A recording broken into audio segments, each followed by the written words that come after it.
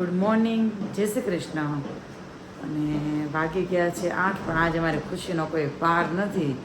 એ ખુશીમાં એવું છે કે અમારા 2 એકાઉન્ટ છે ને ઓપન થઈ ગયા છે અને ફેસબુકના અકાઉન્ટનું એક્સેસ પાસે આવી ગયું છે. ઇન્સ્ટાગ્રામનું હજી નથી એવું, એટલે ઇન્સ્ટાગ્રામની હજી થોડીક પ્રોસેસ બાકી છે. બધાને વિઝિબલ થવા મળ્યું છે, બતાવવા મળ્યું છે, પણ અમારી પાસે કાંઈ એક્સેસ નથી. એવું લાઈક કે કોઈ પોસ્ટ મૂકીએ કે પેલું કરીએ કે એવું કંઈ. અને નિત્યમ તૈયાર થઈ ગયો છે અને સવારમાં જ ભાઈને કાર્ટૂનનો મોહ લાગી ગયો છે. તો જોવે છે કાર્ટૂન. બહુ ઊંઘ આવતી હતી, તમે તો ઘડીક ટીવી ચાલુ કરી, કેમ કે ભાઈને અત્યારે જાગે ને નાતા આંખ બંધ રાખ્યું હોય અને 5 મિનિટ નાઈન પછી 1 જ સેકન્ડમાં સૂઈ જાય. એટલે ભાઈ બહુ ઊંઘ આવતી હતી ને મેં તો ઘડીક ટીવી ચાલુ કરી લે. તો ભાઈ ટીવી ચાલુ કરીને ભાઈ અત્યારે જોઈશ કાર્ટૂન ને હું જાઉં છું ને સ્કૂલ પર મૂકવા. અને સ્કૂલ પરથી આવીને પછી નિત્યમાં આવે ને પછી પાછા મળી. હમણાં કેટલા ટાઈમથી આપણે મોર્નિંગમાં નથી મળ્યા, મને ખબર છે, પણ હમણાં લેફ્ટ જ એવી હોય અને કંઈક તો આઈડિયાના લીધે આમ મૂડ ઓફ હતો એવું હતું. પણ આજથી હવે કંઈક જોઈએ, હવે સવારથી રોજે મળશું આપણે. અને નિત્યમ ગુડ મોર્નિંગ, જય શ્રી કૃષ્ણ કહી દો બધા. અહીંયા જોરથી બોલે એનો હમણાં. ગુડ મોર્નિંગ, જય શ્રી કૃષ્ણ. કે મળીએ સ્કૂલ પરથી આવીને. તો સારું, ચાલો મળીએ સ્કૂલ પરથી આવી. નિત્યમ સ્કૂલ પરથી આવી ગયો, એને બહુ ટાઈમ થઈ ગયો ને અત્યારે નિત્યમભાઈને રડવું આવે છે. રડવું શેનું આવે છે ને નિત્યમ તમને કહેશે. હે કેમ રોવું આવે છે તને? તને કહું, હાથ નીચે લે, પેલા નજીક આવ્યા અહીંયા. તું કે ને તાર પપ્પા કે કેમ રડવું આવે છે નિત્યમને, કેમ રોવે છે નિત્યમ? હિતેશ કેમ સર્વિસ થઈ? સર્વિસ શું કામ થઈ તો કયો? સોફેથી ઉલ્લે ને આવ્યો, ભાત ને બધું ઢોળ્યું એટલે. હા, એટલે હવે આજ નિત્યમ ઉપવાસ ઉપર છે.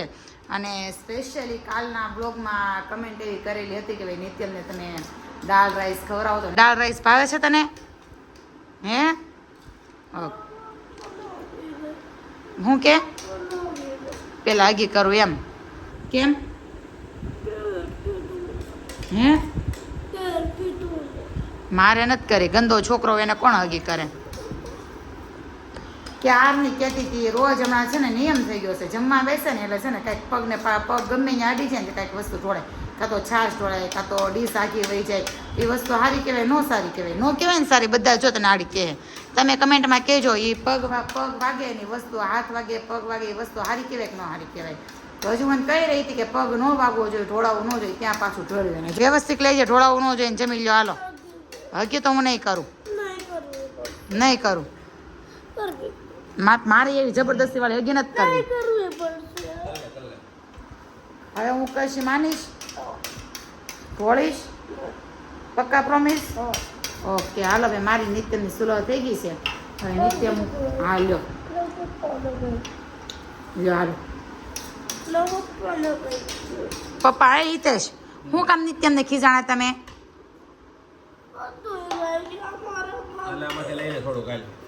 હા જોર્યું દહીં લઈ લે. તો એ પપ્પાને ક્યાં ખબર હતા દહીં ખાવું છે એમ?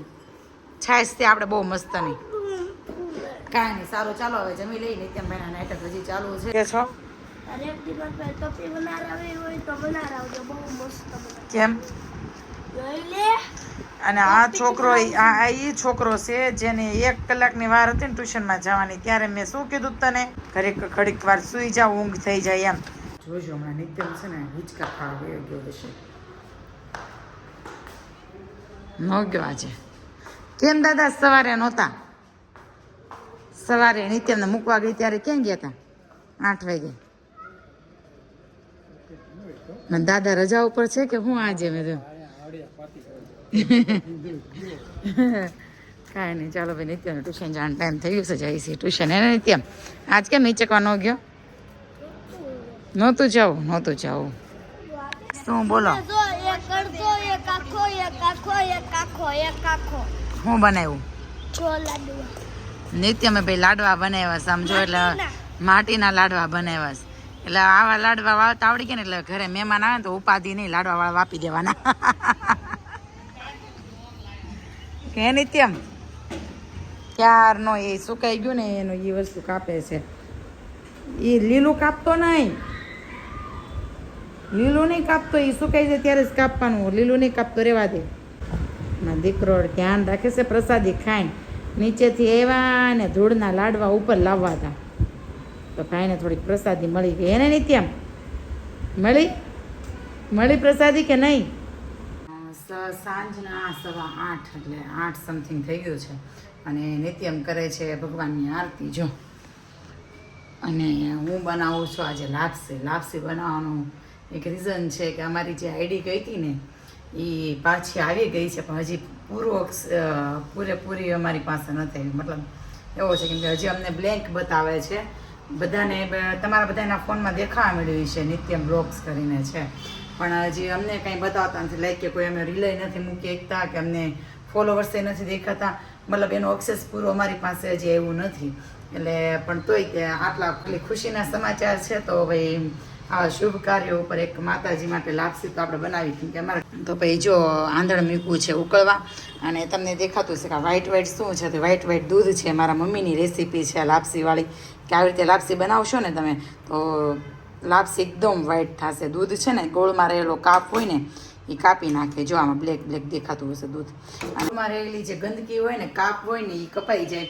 મારા મમ્મીની રેસીપી છે અને હું વર્ષોથી એમ જ લાપસી બનાવતી આવું છું. જો તમને દેખાતું હોય તો દૂધવાળું જે આખું ઉપર કીટું આવી ગયું છે એ પછી છે ને ગાળીને કાઢી લેવાનું. આ બધી ગંદકી છે ને ગોળમાં રહેલી જો. તો કાંઈ નહીં સારું ચાલો લાપસી બનાવી લઈએ. એમાં નિત્યમ જો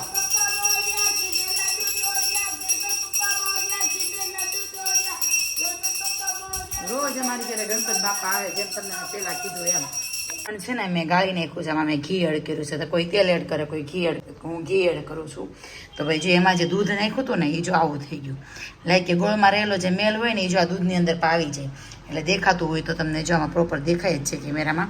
એટલે એ મેલ બધો બહાર નીકળી જાય અને લાપસી ગોળ આપણો શુદ્ધ થઈ જાય. અને બીજી મેન એ વાત આ દૂધ નાખવાની કે ગોળમાં રહેલી ક્યારેક કાકરી પણ હોય છે ગોળમાં તો એ ભાઈ ગાળીએ ને એટલે કાકરી નીકળી જાય બધું નીકળી જાય શુદ્ધ થઈ જાય મસ્ત. એટલે ભાઈ મેન રીઝન એક આ પણ છે. એટલે કાંઈ નહીં સારું ચાલો હવે લોટ એડ કરી દો. મસ્ત લાપસી બનીને તૈયાર થઈ ગઈ છે. તમે જુઓ ખાલી કેટલી થોડી બની છે એ.